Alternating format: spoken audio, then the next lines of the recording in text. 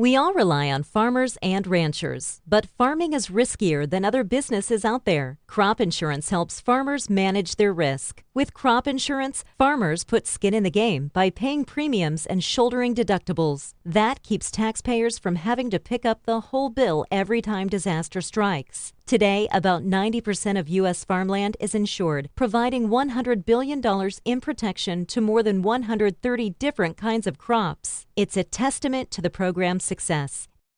Thank you for joining us for our Agri-Pulse Washington Week in Review. I'm Spencer Chase, joined as always by Agri-Pulse Executive Editor Phil Brasher, discussing the week that was, agriculturally speaking, in Washington, D.C. And it was for months we had the Infrastructure Week joke running with the Trump administration. It actually kind of was Climate Week here in Washington. In the grand scheme of things, you look at some action taken in the administration and on Capitol Hill, climate's kind of at the center of discussions. And let's start with the administration discussion. We did see earlier this week President Joe Biden signing some executive action in relation to climate, and Phil really kind of laying out, not only his opinions on the subject, but also what he is going to pursue in terms of administrative policy when it comes to climate. Right, Spencer. We don't know exactly what they're going to do vis-a-vis agriculture, but they are repeatedly, week after week, with their appointments, with their nominations, with the statements, and now with these executive orders that came out this week, making absolutely clear that climate policy, climate change is the highest priority, probably after dealing with the COVID crisis. And that one of the orders requires USDA to get input on dealing with the climate issue. There's also some steps to conserve public lands, reforest, that way to reduce greenhouse, one major way to reduce greenhouse gas emissions. But they're making clear this is a very, very high priority. What we're really looking for at this point is to see what the Agriculture Department does administratively. Do they set up a carbon bank over there to start trading in carbon credits? Well, and on the subject of those carbon credits, we also heard from someone on Capitol Hill this week on that subject, that being incoming Senate Ag Committee Chair Debbie Stabenow, who spoke with reporters on Thursday about some of her kind of broader priorities for the committee, things like coronavirus relief, child nutrition reauthorization, but climate at the center of that. And specifically, when you're talking about climate, her Growing Climate Solutions Act that deals with those carbon banks, and specifically USDA's role in the oversight there. Right. One of the big questions we have is how you're going to pay for getting farmers geared up, how you're going to oversee these markets. And Senator Stabenow has a couple of answers to that. One of them is this, as you mentioned, this Growing Climate Solutions Act. That's meant to set up the oversight for these markets and the services that verify these credits and assist farmers and qualifying for credits. The second piece of this is again, how do you pay for the conservation spending that she and President Biden want to do, pushing a lot more money out through programs like the Conservation Stewardship Program. Well, she provided a couple of answers on both of these. One, she said she wants to go ahead and move through committee the Growing Climate Solutions Act. There could be some other things attached to that, but she wants to move that through the committee onto the Senate floor. In terms of the money, where the money comes from, her idea is she doesn't want to wait for the next farm bill, and we don't know where the money would come from within the farm bill to pay for these things anyway. So her strategy is to get this spending through whatever Congress does, and when there's going to be a big bill, probably through budget reconciliation, to really gear up a renewable energy, and that bill Senator Stabenow sees as a source of money for this conservation spending she wants to do. Well, and not only do we have a new incoming chair of the committee, also a new incoming ranking member, John Boozman, a Republican of Arkansas.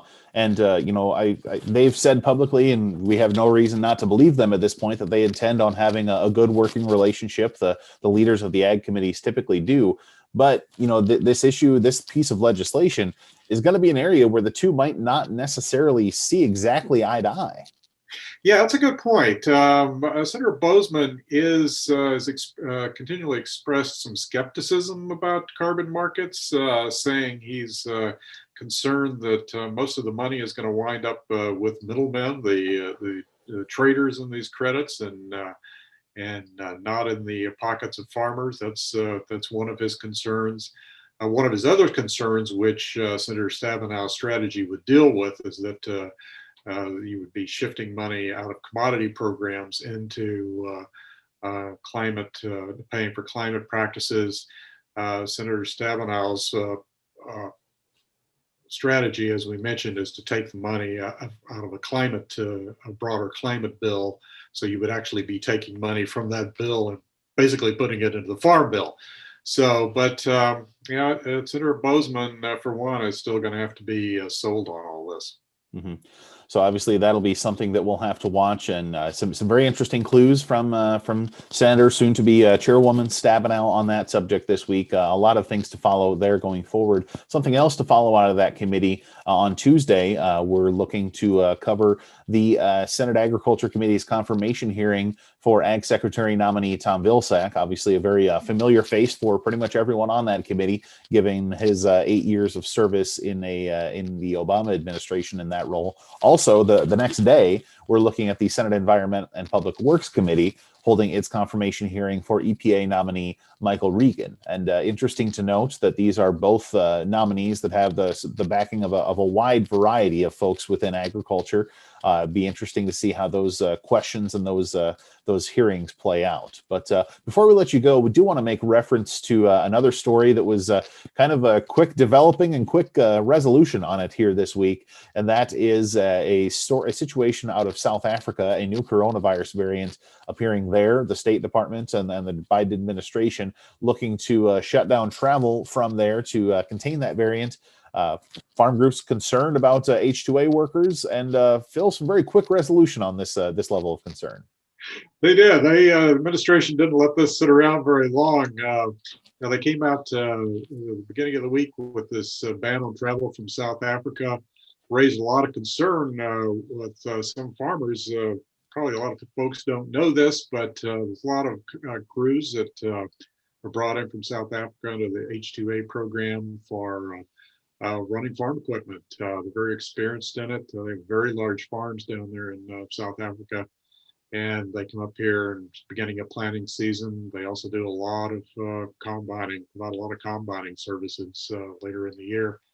And there's a lot of nervousness among those farmers that rely on those crews about getting them in with this ban that takes effect this weekend.